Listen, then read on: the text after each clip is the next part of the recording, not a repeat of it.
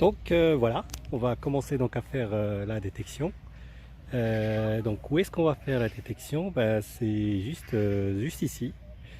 Donc un petit terrain sur lequel il peut y avoir des personnes qui viennent s'allonger pour le plaisir donc de la vue, pour le beau temps, voilà, se détendre bien entendu, prendre plaisir à faire ça.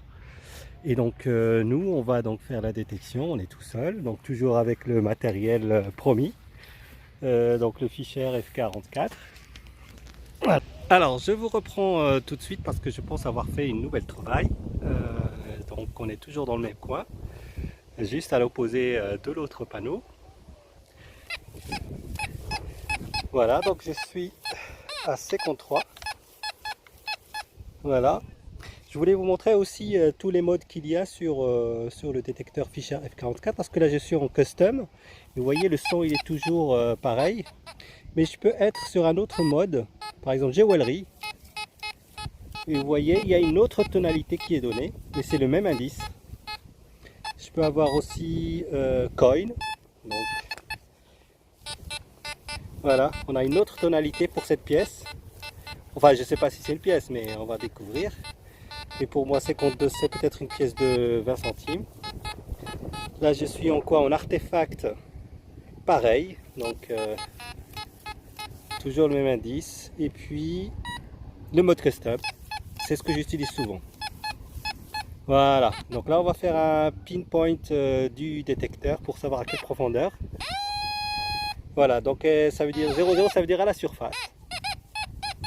C'est une bonne nouvelle, ça veut dire qu'on va pouvoir la creuser ensemble sans que j'ai besoin d'utiliser les deux mains. Mais bon, ça c'est la théorie. On va voir en pratique. Voilà, en pratique elle est là. Hop, on recommence, elle est là. Voilà. Hop. Ah ouais, en pratique c'est un peu plus dur. Parce que l'herbe est haut quand même. Et ce n'est pas une pièce. Vous voyez,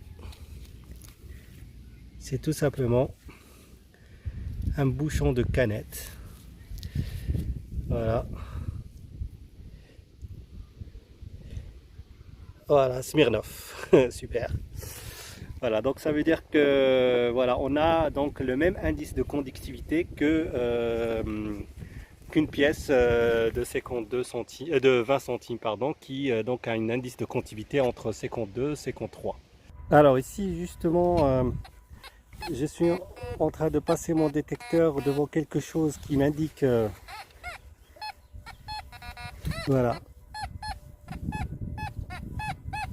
41, 42 et il va en fait voilà, quand il fait comme ça veut dire qu'il est on overload. Ça veut dire que la pièce que j'ai détectée ou l'objet que j'ai détecté, l'objet métallique en fait il est presque en surface, donc du coup j'ai pas besoin de beaucoup creuser. Je vais creuser juste un petit peu pour pouvoir le trouver. Voilà, donc là ce que je vais faire c'est que je vais faire le pin pointer. En fait le pin pointer ici c'est une fonction du détecteur Fisher F44 qui vous permet d'avoir la cible, savoir exactement où détecter. Voilà, par exemple là je sais par là que c'est là en fait où j'ai l'objet. Donc là il suffit simplement de prendre le pin pointer pour valider l'endroit où creuser. Donc là je vais l'allumer.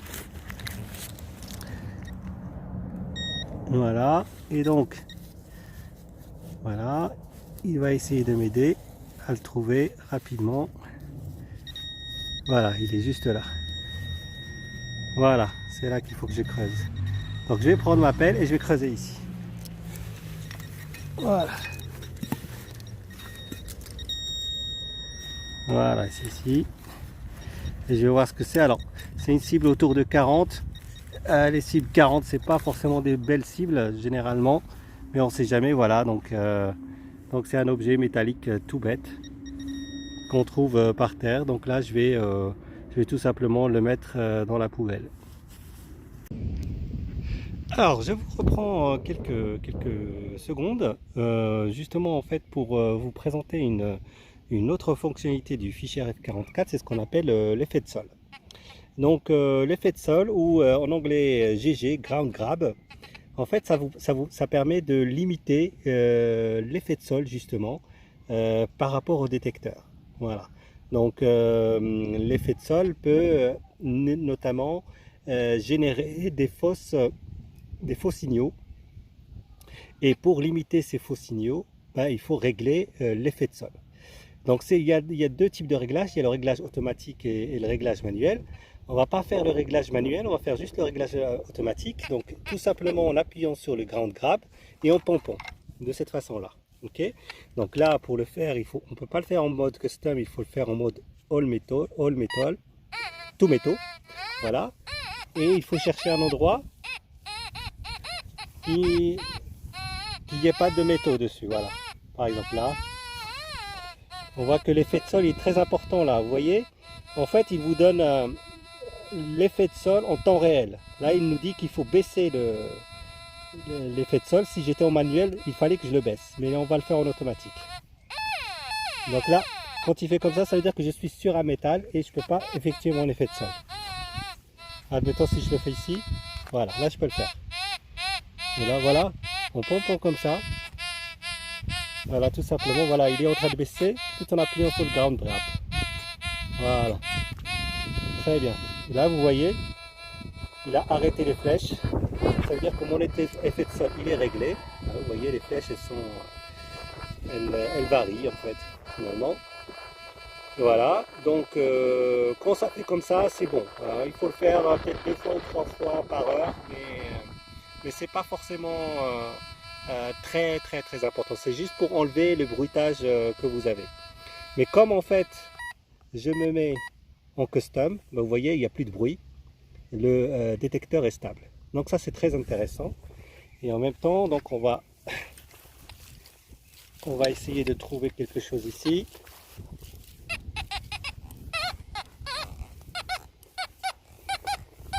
Ok, il y a un signal. Séquence 2, séquence 3, on va faire un pinpoint. Voilà, je suis à 1, d'accord. Et on va essayer de creuser ici. Allez, c'est parti. Avec le fichier F-Pulse maintenant pour déterminer la position exacte de la cible. Donc elle serait là. Donc une fois qu'on a fait ça, ben, on va creuser.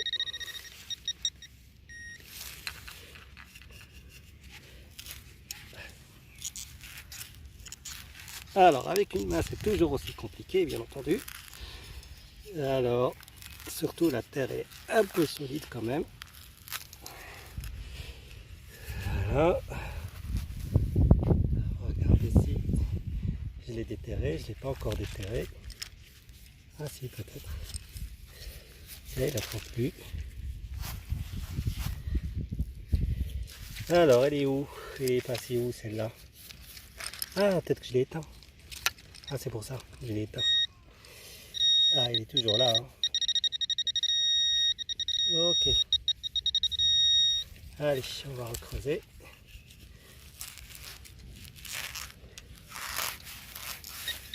Voilà.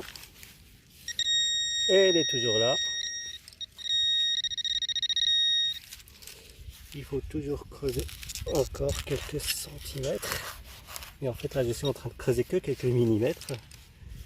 Parce que il faut que j'utilise sinon mes 2 bras. Et surtout, en fait, on ne sait pas où elle se trouve la cible. Est-ce qu'elle se trouve par là ou par là? Donc, le point d'impact n'est pas très fort sur le fichier F-Pulse. Puisqu'il n'y en a pas, en fait. Pas de point d'impact. Il détecte bien profond, mais il faut galérer. En fait, ce son-là, ça devrait être à l'impact de la cible. Ça ne devrait pas être à quelques centimètres de la cible. Donc là, ça veut dire qu'il faut que je prenne mes 2 mains pour essayer de trouver la cible. Ok, bon, on y va. Hop. Voilà, je vais mettre mon téléphone là. Je ne sais pas si vous allez voir. Allez, peut-être mon détecteur, il va m'aider. Voilà. Avec les 9 c'est beaucoup plus simple.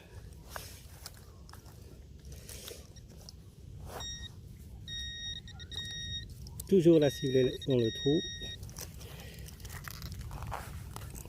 Ah, voilà. Et puis finalement, c'est un bouchon de canette. Voilà, voilà, voilà. Alors, ce qu'on va faire, on va étudier comment est le signal de ce bouchon de canette avec le détecteur. Ok, c'est parti. Hop. Ok, donc on est à 50. 51. Ça varie jusqu'à 56, 57. Donc c'est un indice qui n'est pas très stable. Donc il faut faire gaffe en fait aux indices qui ne sont pas stables.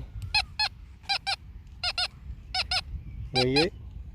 Et dans le trou, comme il était avant, il était à combien? Alors on remet la trouvaille là où est-ce qu'elle était. Et on recommence. Voilà. Il est entre, voilà. En fait, les trouvailles qui varient autant de... avec un indice aussi important, avec une amplitude aussi importante, et ben, simplement, c'est pas une bonne trouvaille. Tout simplement. Alors que les pièces de monnaie, ça bouge pas en fait. Hein. Regardez, là, on dirait vraiment que ça bouge pas. Hein. Ouais, de toute façon, là, j'aurais creusé dans tous les cas. Déjà on a noté, et si en plus on creuse pas ce qu'on trouve, c'est un peu plus compliqué. Donc on va sortir notre belle trouvaille qui est là. On va reboucher le trou. Voilà, voilà, voilà.